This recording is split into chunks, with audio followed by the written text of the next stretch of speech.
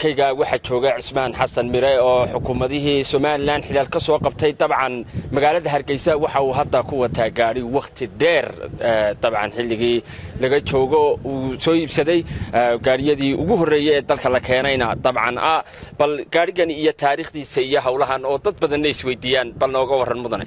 Assalaamu alaykum warahmatullaahi wabarakaatuh. Horta gaarigan waxaan iibsaday 19 bishii December 1981 yaan berbera ka iibsaday isagoo cusub oo markaas soo degay DX buu ahaa. Japan baabuurta ay soo saartay waxa ka horeeyay mid la oran jiray 18R kan mashiinkiisu waa 21R. markaan iibsaday waxaan la tagay Burco magaalada Burco aan la tagay halkaasaan ku watay muddo xil ku hayo joogay gobolka waan ka tagay waxaan la tagay Muqdishoan ku watay muddo waan kala tago Kismaayaan la tagay Kismaayaan ku watay muddo dheer kadib dagaaladii baa dhacay xamar baan ku soo noqday gaarigan waxaan kala imid xamar baan kaga imid markii la soo qaxay kadib waa la soo kaxeeyay jidku soo maray Hargeysa la keenay ilaa maanta sidii baan u wataa waa 36 sano marka wadiga arkaya wixii la xanaaneeya ee la dhowraaba way dhowrsan yihiin marka gaarigu waa taariikhdiisu waa sidaas maantana gaari kale inaan ku bedesho ma jecli isagii baan wataa wada arkaysaan intaas sano jira qalabkiisa Saudi Arabia laga helaa Hargeysa laga helaa baabuur kale jiro la nooca maanta dalka jooga wuxuu ka shaqeeyaa gobolka Gabiley in Abdullaahi la yiraahdo wata waa gaari casoo karo kala marka taariikhdiisu waa sida adiga sheekay waa intaas laakiin hadda wax waliba way isbedeleen dabcan baabuurtii way isbedeleen nolosha bilaadanka iyo wax waliba hawlihii sida isku wada bedeleen wax waliba isku bedeleen dadka qaar ku kula taliya ma jiraan baabuurkan ma iska dhigtid waqti dheerna maadaama uu jiray baabuur dabana ay ka soo casriye ka soo daba baxeen arinta bal ka waran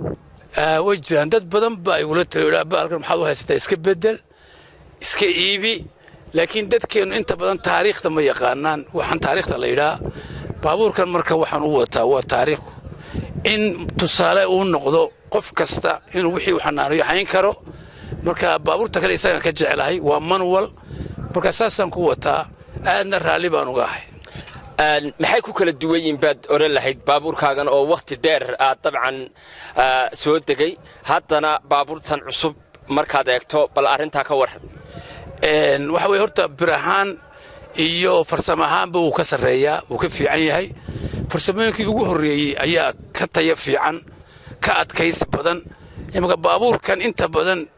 baabuur haday isku dhacaan waxaan aaminsanahay inuu baabuur kale burburayo way kan waa birtii asalka ahayd waa taariikhii hore marka taariikhda saasan u hayaa intaad gaariga wadatay wax aad ama dadku kugu yiraahdeen oo ka yaabiyay ama baad adigu fikirhaan aad hayso maxaa kamida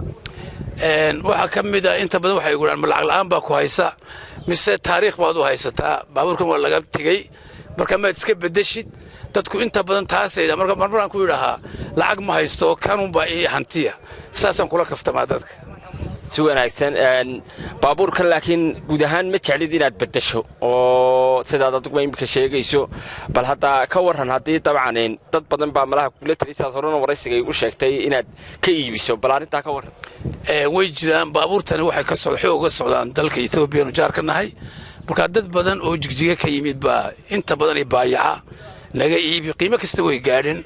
way steeringkiisu waa kii caadiga ahaa ee tooska ahaa taasay ku socdaan ku wataan